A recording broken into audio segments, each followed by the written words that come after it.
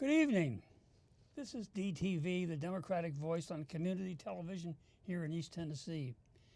Welcome to Democrats, welcome to Independents, and even to curious Republicans. All are welcome here. This evening is a special one.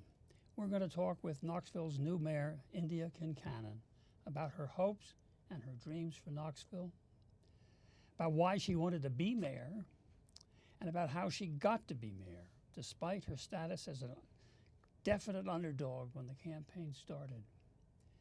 This is an opportunity for all of us to get to know Mayor Kincannon just a little better and to get a better sense of what Knoxville citizens can expect from our new mayor in the next 4 years. I do look forward to this conversation. Welcome, Mayor Kincannon, and congratulations on your remarkable victory last November. Thank you, John. I appreciate the kind words, and I'm looking forward to the discussion. And it's going to be a discussion. I don't have any nasty questions. We're not Good to know. We're not going to shout and yell at each other like happens on occasion on television. Okay. So anyway, but these are questions that I've had, and I think I'll bet you a lot of other people have too. Was there one compelling reason why you wanted to be mayor? It's a great deal of work, guaranteed controversy, and why would one voluntarily want to seek such an existence?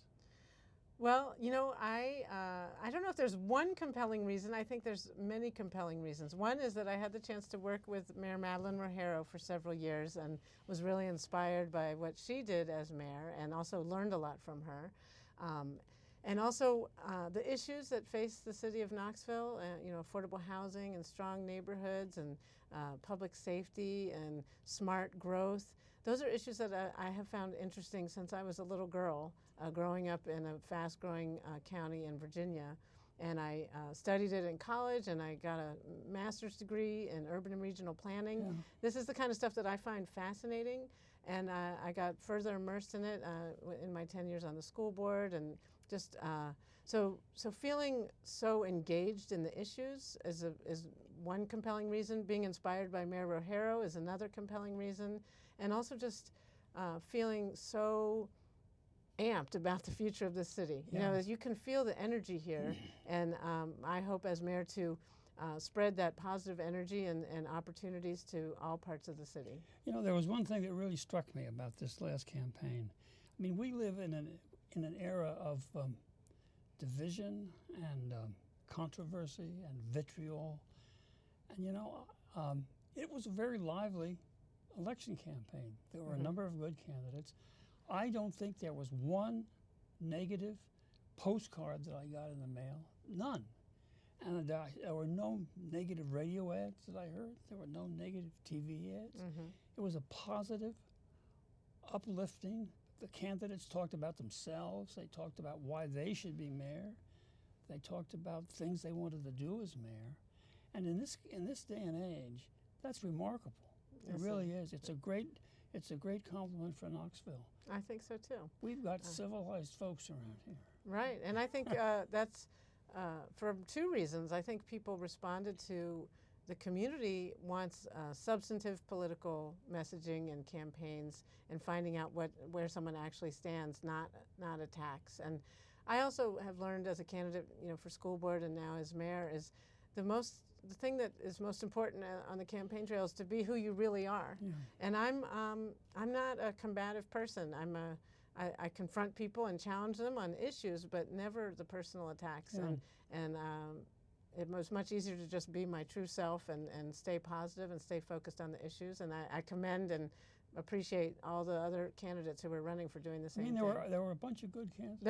There were. And, you know, it's no secret that my wife and I were strongly for you, but if Eddie Manners had been elected, that would not have been a disaster at all. He was a strong candidate and a good person, and Marshall Stair also was a great candidate, and there were three other people running who were people of good character and good intentions, and yeah, it was not a choice between an angel and the devil. It was just, you know, just a choice between among several excellent candidates. I think Knoxville has come a ways from those exciting moments back when in the kind of Kaz Walker era. I think so. I think so. You've ever seen that video of the fist fight in the council He was chambers. he was quite a provocateur, and I think he also was an amazing at marketing and getting Yes, yeah. attention from the public, whether it was to sell groceries or to sell political Yeah, messages. I moved down here in 1979, and Kaz was still around. Was he? Wow. Yeah, he still had his early morning show. Hmm. And Lord, I watched it because Did I you? figured I better figure out what's going on around Yeah, here. yeah. And it was an education. Well, is there one? I'm back to compelling again. Is there one? Mhm. Is there one compelling accomplishment you like to be remembered for when your tenure as mayor is completed? One big thing. One big thing. Can I say two? Yeah. You got- The two things that I'd say one big thing that I would love to move towards during my administration is making Knoxville a leader in green innovation, making us a city that people turn to say, how can we be more sustainable Yeah. and resilient and equitable at the same time? So we channel that energy from the scientific community in Oak Ridge and UT, and also challenge and give opportunities to people who want to enter in to the green jobs trades, whether it's reducing the energy burden in our low-income communities and households. I think there's a lot of opportunity there, and I think that would be a good economic driver and also a way to spread opportunity throughout the city. Well, I know that they've finally been making some headway in building a real partnership between UT and Oak Ridge National Laboratory, and that ought to be very, very productive. That was an earlier part of my life here. I was running something called the Consortium of Research Institutions. It has vanished from the scene. Yeah. But the whole idea of it is you had TVA, where I was from, and Oak Ridge, and the university, and then the Department of Energy, which was also a real presence. Absolutely. Quite separate and apart I think from. it's the second biggest employer Yeah. around. Separate and apart from the lab, you know. Oh, okay, right. Okay. And so we tried to get them to work together, and every now and then something like that happened, but it's come a long distance from that, and I think now there is a real partnership, and the potential of it is tremendous. Yeah, we could be like the Research Triangle Yeah. of Tennessee, or the Silicon Valley of Tennessee, and I think I have seen a lot of progress made where Yeah. we actually become greater than the sum of our parts. Yeah, and there are a bunch of very smart people out at Oak Ridge. Yeah, absolutely, and there's a lot of movement to connect those technology and scientific breakthroughs to business applications. Right, I was going to say and then the other thing is to take those technology innovation- transfer, right? those innovations and get them into the marketplace. So, what's your second one? That's one. The second one was I would love to be the mayor who's remembered for inclusive economic development. We have a lot of economic development happening, and I want to take measures to make sure that those opportunities, to the extent possible, are afforded to all kinds of people, and just give people a leg up to remove barriers so they can get access to job training and improve their skills so they can earn more income and afford more housing. So as we have these great projects, the Science Museum is one, and the Magnolia Avenue corridor improvements. We have the Austin Homes public housing project that's going to be mixed income. There's a lot of things happening. We may have baseball coming down the pike. Yeah, wouldn't that be great? Yeah, I think there's a lot of great things happening, but what you don't want, or what I don't want, is to have that only benefit the people who already are thriving. Right. I want to have those benefits go to the people who put the money at risk, of course, because we need to support business development and investment, but to also take into account the needs of people who are looking for that opportunity that may not have it already. I mean, there's one thing. I mean, obviously, you can tell from the way I talk, I was not born here. But my wife and I have now lived here for 40 years, and so that's not bad. Pretty good. But there's one thing you learn is that there was and it's still there, the lasting scars that were inflicted on, by and large, the African American community with the whole development of the Coliseum. And urban renewal was a disaster. It was really poorly conceived, and and maybe just outright malicious intent to displace the African American And community. it just fractured what was a very lively, sustaining community that was there. Yeah. And So how do we redress that? How do we heal that? That's right. And I've talked to Bob Booker about that a lot, and he's a very thoughtful guy. And Avon Rollins, before he died, these are all leaders who helped educate me as to the depth of that wound inflicted. Right. And it's still there. It's still there, and the community hasn't recovered, and I think that that's why that inclusive economic development is important, not just development that's going to displace people again, but have it be inclusive, and how that, if I can work with the community and help make that happen, that would be a legacy I would be so proud of. Yeah, well, and rightfully so. And again, it would redound very positively to Knoxville. Right. And I know there's a lot of fears in the Black community that as people are turning their attention to, Lonsdale and East Knoxville and other parts of town, that there are concerns that there will be displacement. So I'm concerned about that too. But I think there are ways, measures we can take to mitigate and invite people to stay in their own communities and give them the tools to do that. Yeah. Well, that's a very worthy goal. It's going to take some time and some effort, but you got to start. Well, one of my mantras during this transition is slow is smooth and smooth is fast. So it's better to go slowly and have fewer hiccups than to go fast and then have to make some detours and have some crashes along the way. So we are making progress. I'm putting together a great team, and once you have the right people on the bus, then you can have much better luck steering it and managing the whole thing. Yeah, well, that's great. Now I got to talk a little bit about how you got here. Okay. I distinctly have the sense that when all this started and you announced that you were going to run to be our mayor, you were clearly an underdog. Yes, I think so. And there were several other folks in that competition who were much better funded than you were. I mean, orders of magnitude better funded, and also better known, I think. Yes, I think that's fair. And so that didn't deter you in the least. You were very confident from the beginning and told folks that. But then all candidates do that. So what'd you do? How'd you pull it off? Well, first of all, I had an amazing group of volunteers. They worked really hard. I had a great campaign team, Sarah Birkeland and Carter Hall. Sarah was my manager and Carter Hall was my field director, and they're excellent. They helped us campaign very smart. We always had to be very smart and efficient with our time and our money because we had no other choices. We just had two paid staffers and myself, and so everybody else was volunteer, and particularly until after the primary, we were really very much a shoestring operation. But I think what did it is a great field operation, really getting out there. I knocked on doors.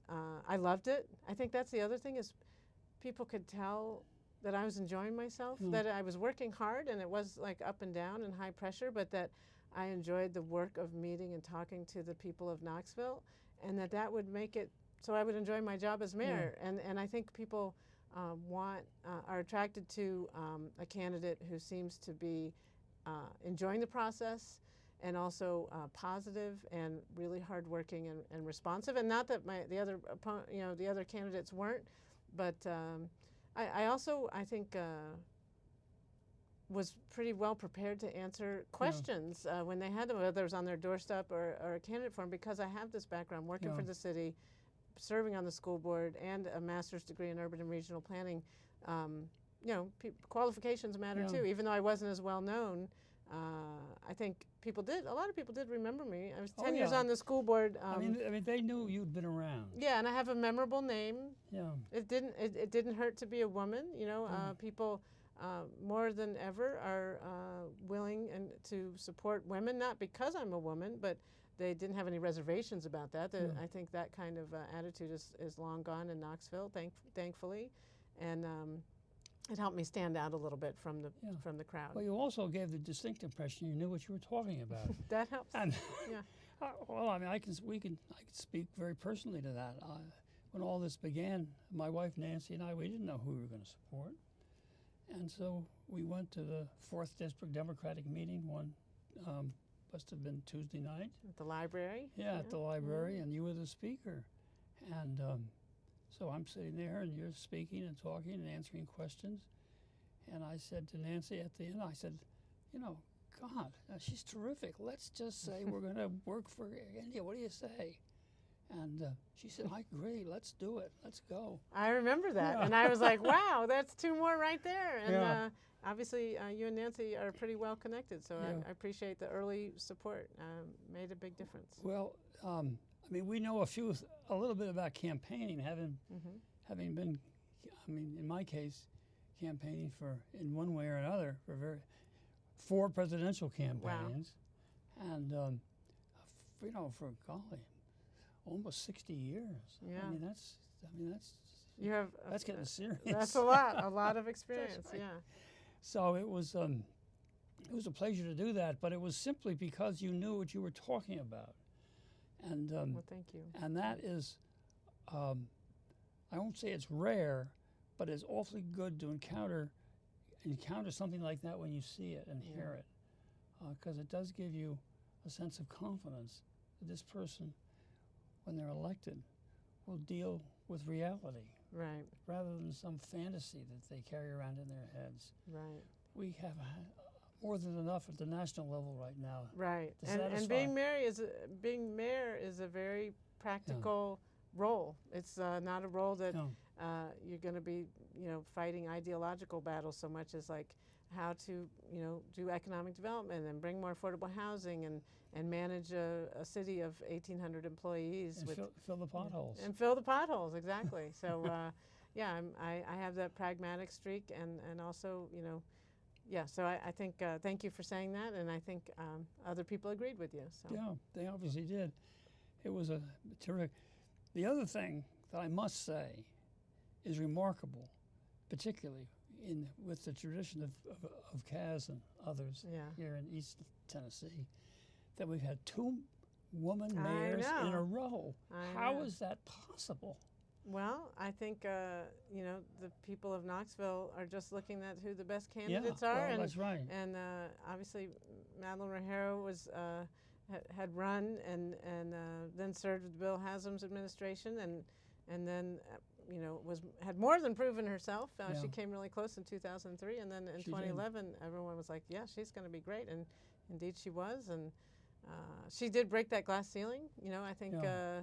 it was much easier for me to run as a woman. People didn't have. I never got asked that question. How can I do this if I'm a woman? No one ever once asked No. me that. Isn't it great that that's so- not even a question anymore? Yeah. So I'm really proud to be mayor, and the fact that I'm a woman and that city of Knoxville has 2 female elected mayors in a row is great. And now you've got a majority of women on the city council. Yeah. See how you do with them. Yeah. Well, so far so good. We Yeah. got a great council. Right. And yeah, it's going really well so far. Well, one thing you had to think about so far is your budget, and Yes. talk a little bit about the budget. Budget documents for most folks are something they just don't quite summon the energy to deal with. Right. But budgets are a very clear reflection of priorities and Absolutely. values, Hmm. and so what are you particularly pleased with about the budget, and what do you think is particularly important about your first budget? Right. Well, fortunately, the city is in good fiscal condition, and we're operating in the black, and so it's really. I'm grateful, obviously, to come into a situation that's not a crisis. We have great bond rating. We've been very good stewards of debt and that sort of thing. So the big thing is, overall, though, if you look at the big picture, our long-term revenue growth is not as fast as our long-term expenditure growth. And close to 2/3 of our budget is on people. Yeah. We are a service organization providing public safety and fire safety, public service out there on the streets, collecting brush, removing fallen trees, and all those things. So a big part of our budget is people, and so compensation and benefits are important. And so that's going to be a big part of what I want to do, is make sure that we pay people fairly, and that we are a model employer as far as benefits. Another big important part of the budget is affordable housing. I want to continue to invest in affordable housing and find dedicated ways to do that.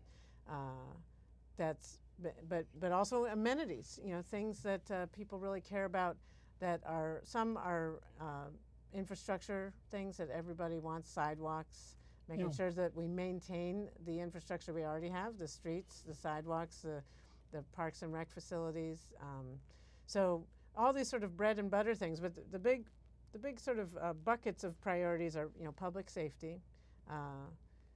Nothing works unless we are feeling safe. People aren't going to invest in their homes or in their businesses, or even want to live here unless they feel safe. And Knoxville is a very safe place. We have work to do, and there's always room for improvement in public safety. But that's job one. Strong neighborhoods are another important priority, and that can mean a myriad of things. The access to opportunity.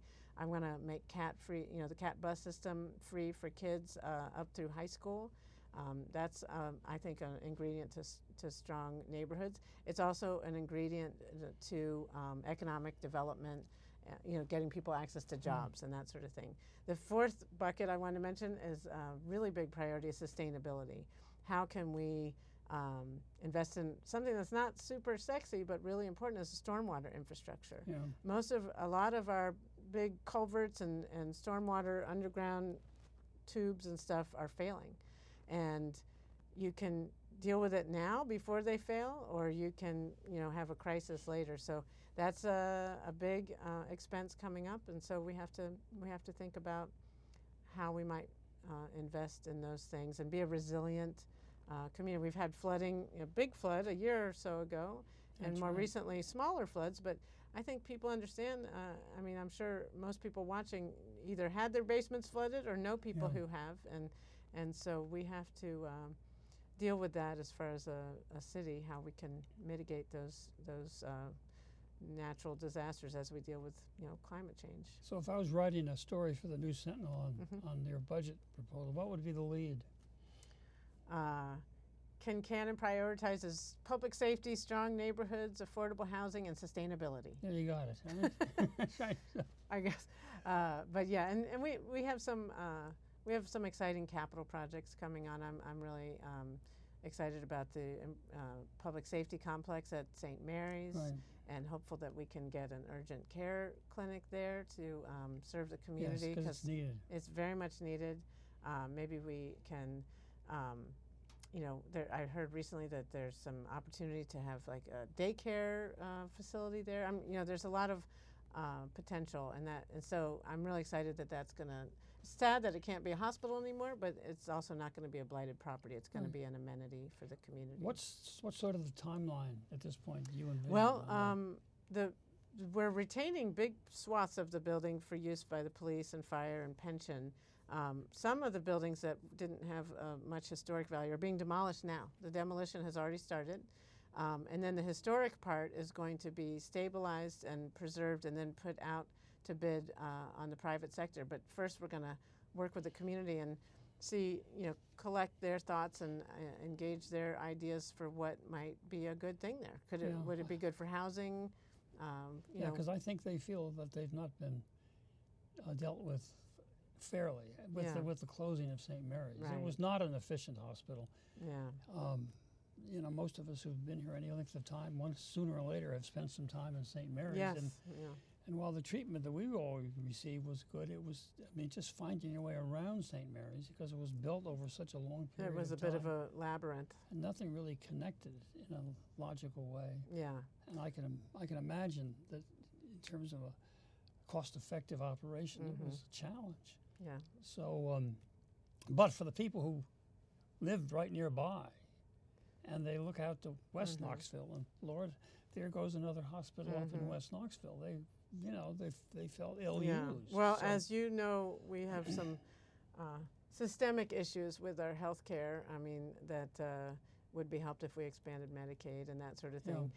Because it's hurting the city of Knoxville, it's also hurting people across the state. So I'm hopeful that one day that might be an option. But until then, we'll have to muddle through with these public-private partnerships. And unfortunately, that means that our emergency departments are sometimes overtaxed. Yeah. Well, some of us have been working on Medicaid expansion. It seems like for most of our adult lives, but I don't know. It's just one of those things that is incomprehensible. I agree. It's just incomprehensible how you can refuse a $1.2 billion a year on which you've already paid taxes. It seems a little like cutting off our noses to spite our face. But I've never understood that. Well, one last area that it occurred to me. You've got a terrific family. I do, yeah. And so how do you guys make it work now? I mean, it's got to be a different environment. Definitely. I'm have a very busy job, but I have a very supportive family. My older daughter's off at college, so she's doing her own thing for much of the year, and our younger daughter's a junior in high school and is able to drive and get herself around quite a bit. So, but we try to have dinner together every night. I don't have a city council meeting or something, but and I have my husband Ben is incredibly supportive. He's a professor at UT, and he's a nice guy. He's a nice guy. He's a great author and professor, but he also does all the grocery shopping and cooking in our family, and so that helps us all stay healthier and more sane and have that time together where we're not just always scattered. And I try to get outside. I've been visiting our city parks all across the city, and just having time outside, enjoying the amenities is good for my health, but also helps me get out and appreciate what the city provides to well, I think it's good for people to see you out and around. I enjoy it too. And it's just a nice way to build bonds with the constituents and the citizens. Absolutely. So, still, it's very lucky that you all.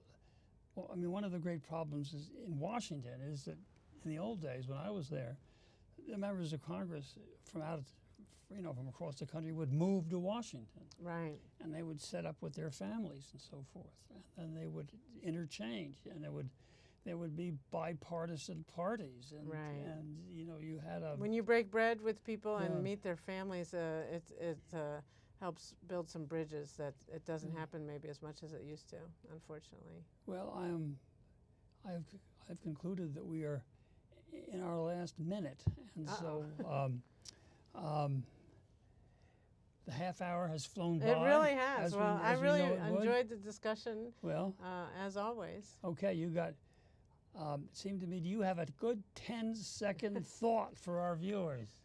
Well, as I've mentioned a few times, I'm a big supporter of Census 2020. And right now, the middle of March is when you should start getting something in your mail about how to respond to the census. This is for every resident of Knoxville, whoever you are. If you are a human being and alive in the city of Knoxville in this month of March and April, we want to count you. So answer the census. Great. Well, listen, Indya, thank you so much and thank you all for watching. I think you know our mayor. Good night. Good night.